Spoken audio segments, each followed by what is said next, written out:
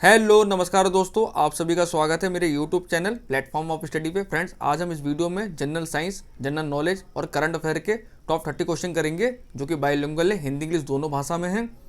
और इससे पहले मैंने अभी 3 घंटा पहले ही मैंने 3 या 4 घंटा पहले अभी इसका एक मॉडल पेपर भी डाला है मैंने, वर्क असिस्टेंट और यूडीसी का मैंने 50 क्वेश्चन का मॉडल पेपर डाल रखा है। काफ़ी लोगों ने सॉल्व कर भी लिया है। अगर आपने अभी तक नहीं किया तो उसको जल्दी जाके सॉल्व कीजिए, कल आपका एग्जाम है। और जितना ज़्यादा हो सके रादर प्रैक्टिस कीजिए, तैयारी कीजिए, रिवीजन कीजिए। जितना ज़्यादा रिवीजन करेंगे उतना ज़्यादा बेनिफिशियल होगा आपके एग्जाम के लिए वो। ठीक है, तो चलिए आज की वीडियो में शुरुआत करते हैं। उससे पहले जो लोग मेरे चैनल फर्स्ट टाइम आए हैं, अगर कंटेंट अच्छा लगे तो मेरा चैनल सब्सक्राइब कीजिएगा और बेल आइकन को भी दबा लीजिएगा ताकि आपको वीडियो की नोटिफिकेशन है वो प्राप्त हो जाए। और मेरा टेलीग्राम चैनल तो यहाँ से ज्वाइन कर लीजिएगा, जिसका लिंक मैंने वीडियो डिस्क्रिप्शन बॉक्स में दे रखा है, क्योंकि मैं टेलीग्राम पे बैक टू बैक जीके के क्वेश्चन में पोस्ट कर रहा हूँ वहाँ पे आप लोगों के लिए, ताकि एग्जाम में आपके लिए हेल्पफुल रहे। हो सका वहाँ से का क्वेश्चन फंस भी जाए तो वो वेल एंड गुड है, बाकी आपकी किस्मत है। ठीक है ना, तो चलिए आज की वीडियो शुरुआत करते हैं। पहला सवाल है, रॉकेट की गति पर निम्नलिखित में से कौन सा संरक्षण सिद्धांत लागू होता है? Which of the following conservation principles apply to rocket speed? तो देखते हैं रॉकेट का उड़ने पर जो सिद्धांत होता है जिसको हम बोलते हैं संवेग का संरक्षण, यानी प्रोटेक्शन ऑफ मोमेंटम। तो राइट आंसर होगा हमारा ऑप्शन नंबर सी। ठीक है ना, अगला क्वेश्चन है, किसी तरल पदार्थ की बूंद के गोलाकार रूप ग्रहण करने का कारण क्या है? तो आप देखते होंगे कोई भी जब पानी की बूंद गिरती है तो गोलाकार रूप में ही हमेशा गिरती है। अब बारिश की बूंदें भी गिरती है तो गोलाकार रूप में ही गिरती है। ऐसा क्यों होता है? उसके पीछे एक रीजन होता है, साइंटिफिक फिनोमिना होता है, जिसको हम बोलते हैं, क्या बोलते हैं? सरफेस टेंशन, यानी पृष्ठ तनाव। इसका राइट आंसर होगा ऑप्शन नंबर डी। ठीक है ना, अगला क्वेश्चन है, टिहरी बांध किस नदी पर स्थित है?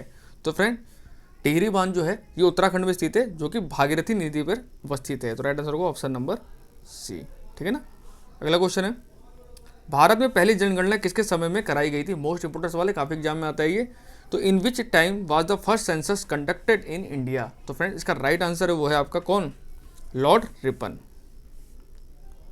Option number D. ठीक है ना, अगला क्वेश्चन है, माई एक्सपेरिमेंट विथ ट्रूथ नाम पुस्तक के लेखक हैं? तो फ्रेंड जो माई एक्सपेरिमेंट विथ ट्रूथ जो बुक है, इसके जो ऑथर हैं वो है कौन? Mahatma Gandhi ji, option number D. ठीक है ना, अगला क्वेश्चन है, भारत में कौन सा प्रथम राष्ट्रीय उद्यान स्थापित किया गया था? Which first national park has been stabilized in India? तो फ्रेंड सबसे पहले जो भारत में नेशनल पार्क स्थापित किया गया था वो हमारे उत्तराखंड में स्थित है, उसका नाम है जिम कॉर्बेट नेशनल पार्क। तो राइट आंसर होगा हमारा कॉर्बेट राष्ट्रीय उद्यान, जो कि ऑप्शन नंबर सी में दिया हुआ है। ठीक है ना, अगला क्वेश्चन है, संविधान के किस अनुच्छेद के तहत भारत के किसी राज्य में राष्ट्रपति शासन लगाया जाता है? Under which article of the constitution presidents rule is imposed in any state of India? तो आप जानते होंगे हमारे कॉन्स्टिट्यूशन में 3 टाइप के इमरजेंसी दी गई है। एक है 352 नेशनल इमरजेंसी, एक है 356 स्टेट इमरजेंसी, और एक है 360 फाइनेंशियल इमरजेंसी। ठीक है, तो 360 है वो अभी तक हमारे देश में लागू नहीं हुआ है, बाकी 356 काफ़ी टाइम लग चुका है और 352 भी लग चुका है। तो इसका राइट आंसर होगा हमारा 356, ऑप्शन नंबर बी। मैंने आपको समझा दिया तीनों इमरजेंसी। और इमरजेंसी कौन लागू करता है? इसको राष्ट्रपति ही इसको लागू कर सकता है। ठीक है ना, अगला क्वेश्चन है, निम्न में से कौन सा भारतीय संविधान की प्रस्तावना का एक हिस्सा नहीं है? Which of the following is not a part of the preamble to the Indian constitution? तो अगर आपने प्रीएम्बल पढ़ा होगा या पॉलिटी पढ़ी होगी आपने अच्छे से, तो उसमें देखो सेकुलरिज्म की बात भी करी गई है, समाजवाद की बात भी करी गई है, लोकतांत्रिक की बात भी करी, लेकिन संघवाद की बात नहीं करी गई। तो राइट आंसर होगा ऑप्शन नंबर डी, यानी फेडरलिज्म वर्ड आपको देखने को नहीं मिलेगा। ठीक है ना, अगला क्वेश्चन है, अंतर्राष्ट्रीय मानवाधिकार दिवस मनाया जाता है, international human rights day is celebrated. तो फ्रेंड जो ये अंतर्राष्ट्रीय मानवाधिकार दिवस है, इसमें मानव के अधिकारों के बारे में बात करी जाती है यूएन में, और ये हर साल जो सेलिब्रेट किया जाता है वो 10 दिसंबर को किया जाता है। तो राइट आंसर होगा हमारा 10 दिसंबर, ऑप्शन नंबर बी। ठीक है ना, अगला क्वेश्चन है, अंतर्राष्ट्रीय न्यायालय का मुख्यालय है the headquarter of the international court of justice. तो जो इंटरनेशनल कोर्ट ऑफ जस्टिस है, इसका जो हेडक्वार्टर है वो आपका स्थित है द हेग में। ये कहाँ पड़ता है? ये पड़ता है नीदरलैंड में। ठीक है ना, तो ऑप्शन नंबर सी इसका करेक्ट आंसर हो जाएगा। अगला क्वेश्चन है, लेंस की पावर को में मापा जाता है, the power of the lens is measured in. तो जो लेंस की पावर होती है फ्रेंड, उसको हम किस में नापते हैं? उसको हम डायोप्टर में मेजर करते हैं। तो राइट आंसर होगा डायोप्टर, ऑप्शन नंबर ए। अगला क्वेश्चन है, डैश ने लंदन में इंडियन होम रूल सोसाइटी का आरंभ किया था, started the Indian home rule society in London. तो किसने किया था? ये किया था आपके श्यामजी कृष्ण वर्मा जी ने। तो राइट आंसर होगा ऑप्शन नंबर सी। अगला क्वेश्चन है, निम्न में से कौन सा तत्व रेडियो एक्टिव नहीं है? Which of the following elements is not radio active? तो रेडियो एक्टिविटी की खोज किसने की थी?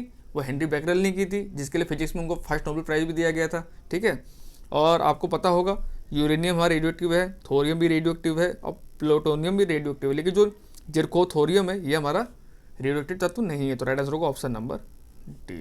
ठीक है ना, ऑप्शन नंबर डी। अगला क्वेश्चन है, रेड क्लिफ लाइन सीमा निर्धारित करती है। तो मैंने आपको मैकमोहन जो पढ़ाया था उससे मैंने आपको सारा इस डिटेल बताया था, रेड क्लिफ के बारे में बताया था उसमें मैंने आपको। तो रेड क्लिफ रेखा किसके बीच में? ये भारत और पाकिस्तान के बीच में है, यानी इंडिया एंड पाकिस्तान। तो राइट आंसर होगा ऑप्शन नंबर सी होगा। ठीक है ना।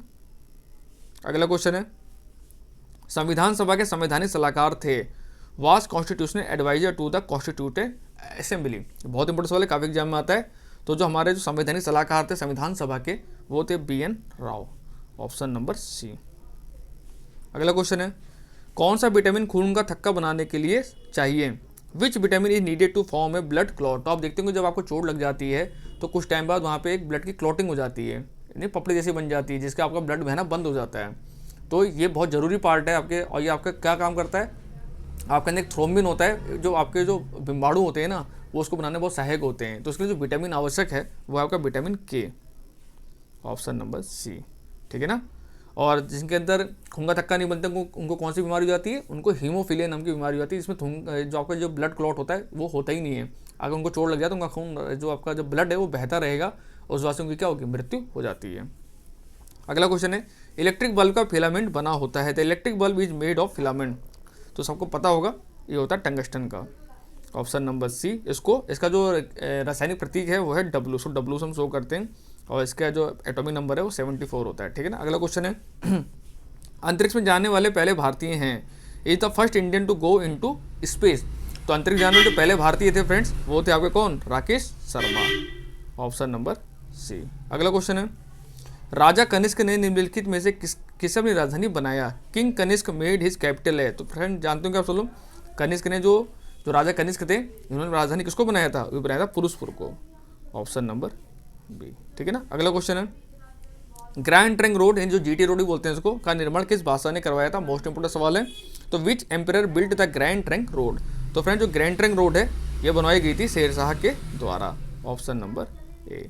और शेरशाह का मकबरा कहाँ स्थित है? तो जो शेरशाह का मकबरा है ये बिहार के सासाराम में स्थित है। अगला क्वेश्चन है, अमृतसर शहर की स्थापना किसने की थी? Who founded the city of Amritsar. तो फ्रेंड जो अमृतसर शहर है इसकी स्थापना करी थी गुरु रामदास ने, ऑप्शन नंबर ए। अगला क्वेश्चन है, सियाचिन ग्लेशियर किस पर्वत श्रृंखला में स्थित है? The Siachen glacier is located in which mountain range. तो सियाचिन ग्लेशियर जम्मू कश्मीर में है और ये आपकी काराकोरम रेंज में है, ऑप्शन नंबर ए। ठीक है ना। अगला क्वेश्चन है, आंख के रोग से बचने के लिए उपयोगी विटामिन है। तो फ्रेंड आंख के लिए जो उपयोगी विटामिन है वो विटामिन ए को माना जाता है, इसका रासायनिक नाम है रेटिनॉल। ठीक है ना। और विटामिन ए की कमी से ही रतौंधी हो जाता है, नेट ब्लाइंडनेस जिसको बोलते हैं हम। तो राइट आंसर होगा विटामिन ए। ठीक है ना। अगला क्वेश्चन है, जलियांवाला बाग में मारे गए लोग किस चीज़ का विरोध करने के लिए एकत्र हुए थे? What were the people who died in Jallianwala Bagh gather to protest. तो जलियांवाला बाग हत्याकांड मैंने बहुत अच्छे से आपको समझा चुका हूँ बार बार, अब मैं नहीं समझाऊंगा, काफ़ी बार हर लेक्चर में आपको समझाया जलियांवाला बाग हत्याकांड के बारे में। तो फ्रेंड तो जलियांवाला बाग हत्याकांड हुआ था, उसके जो वो हुआ क्यों था? सब जो पब्लिक थी वहाँ पे विरोध करने गई थी। किस चीज़ का विरोध करने गई थी? वो रॉलेट एक्ट का विरोध करने गई थी, जिसको हम काला कानून के नाम से भी जानते थे। तो राइट आंसर होगा ऑप्शन नंबर बी। अगला क्वेश्चन है, सत्यशोधक समाज के संस्थापक थे। Was the founder of Satyashodhak Samaj. तो सत्यशोधक समाज है इसके जो फाउंडर थे वो माने जाते हैं ज्योतिबा फुले। ठीक है ना, ऑप्शन नंबर सी। अगला क्वेश्चन है, और इन्होंने एक किताब लिखी थी, वो किताब भी काफ़ी एग्जाम पूछा थी, गुलामगिरी। ठीक है ना, गुलामगिरी। ठीक है। अगला क्वेश्चन है, तारे क्यों टिमटिमाते हैं? तो आप देखेंगे रात में तारे टिमटिमाते आपको दिखाई देते हैं। Why do stars twinkle. तो ट्विंकल करते क्यों दिखाई देते? उसके पीछे एक रीजन होता है, प्रकाश से एक घटना होती है जिसको हम बोलते हैं प्रकाश का अपवर्तन के कारण, यानी वायुमंडलीय अपवर्तन के कारण। तो राइट आंसर होगा due to atmospheric refraction, option number C. अगला क्वेश्चन है, दंत चिकित्सक द्वारा मरीज के दांतों की जांच के लिए कौन सा दर्पण उपयोग में लाया जाता है? Which mirror is used by the dentist to examine the patient's teeth. तो अगर आपका पूछा जाए आपसे क्या बोलते हैं डेंटिस्ट के बारे में पूछा जाए, बार्बर के बारे में पूछा जाए, तो वहाँ जो दर्पण होता है उसको हम बोलते हैं कॉनकेव मिरर, यानी अवतल दर्पण। तो राइट आंसर होगा ऑप्शन नंबर बी, कॉनकेव। ठीक है ना।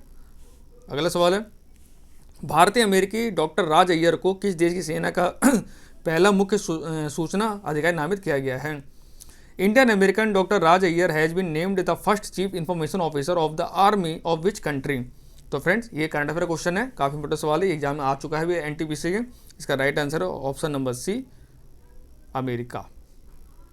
यहाँ पे क्या दिया हुआ, यहाँ जापान लिख दिया है, यहाँ पे अच्छा यूएसए यहाँ सेकंड नंबर पे है। तो इंग्लिश में इसको थोड़ा करेक्ट कर लीजिएगा फ्रेंड, अभी नहीं कन्फ्यूज आती है आप लोगों को। सी हिंदी में सी ऑप्शन है और इंग्लिश में बी ऑप्शन है, ठीक है ना। अगला क्वेश्चन है, मामिक जिला जो अकाछात्मक जिलों की नीति आयोग की अक्टूबर रैंकिंग सबसे ऊपर है, किस राज्य में है? Mamit district which top the NITI Aayog October ranking of aspirational district in which state? तो फ्रेंड्स जो मामिक जिला है ये नंबर 1 रैंकिंग पे है नीति आयोग की अकाछात्मक जिलों में, और ये स्थित है आपके मिजोरम राज्य में, ऑप्शन नंबर सी। और मिजोरम राजधानी क्या है? आइजोल, ठीक है ना। और लास्ट क्वेश्चन है इस वीडियो का फ्रेंड्स, प्रोजेक्ट लून जिसे हाल ही में समाचार में देखा गया था किस प्रौद्योगिकी कंपनी की सहायक कंपनी है? Project loon which was seen in the news recently is a subsidiary of which technology company? तो जो फ्रेंड जो प्रोजेक्ट लून है ये शुरू किया गया गूगल के द्वारा, ऑप्शन नंबर सी। और ये प्रोजेक्ट लून है क्या? जो भी जैसे गांव वगैरह इंटरनेट प्रोवाइड करना है, जो एयर बैलून वगैरह छोड़ के उनके द्वारा इंटरनेट गांव-गांव में जो ऐसे बहुत दूर दराज के इलाके हैं वहाँ पे इंटरनेट प्रोवाइड करने के लिए ये प्रोजेक्ट लून की सर्विस शुरुआत करी गई है गूगल के द्वारा, ठीक है ना फ्रेंड। तो ये हमारे टॉप 30 क्वेश्चन समाप्त होते हैं। आई होप आप लोगों की स्टडी अच्छी चल रही होगी, आप लोगों ने मॉडल पेपर कर लिया होगा, अगर नहीं करा तो जाकर करिए, मेरा टेलीग्राम चैनल ज्वाइन कर लीजिए याद से, और कल आपका एग्जाम अच्छा हो, मैं तो आपसे यही आशा करता हूँ, आप लोगों के लिए यही दुआ है मेरे दिल से। माँ सरस्वती आप पे कृपा करें और आपका एग्जाम बहुत अच्छा जाए, और टीयर 2 के लिए जल्दी से क्वालिफाई करें। और टीयर 2 की तैयारी भी हम शुरू कर देंगे कल 21 तारीख, 22-23 तारीख से हम टीयर 2 की तैयारी भी शुरू कर रहे हैं, और DRDO MTS की हम तैयारी अब शुरू करेंगे पैरेलल में इसके साथ में, ठीक है ना, क्योंकि DRDO MTS की परीक्षा भी होने वाली है, आप लोगों से बहुत लोगों ने फॉर्म भर भी रखा है, और अगर ज़्यादा टाइम मिला तो हम ग्रुप डी की तैयारी भी करेंगे। तो फिलहाल अभी हमें टीयर 1 पे कल फोकस करना है, टीयर 1 कल आपका खत्म हो जाएगा, और जो लोग क्वालिफाई करेंगे अच्छी बात है, वो टीयर 2 की तैयारी भी लग जाएंगे। टीयर 2 की तैयारी में कराऊंगा आप लोगों को, और अच्छे लेवल से आपकी तैयारी और कराऊंगा मैं, ठीक है ना। Thank you so much.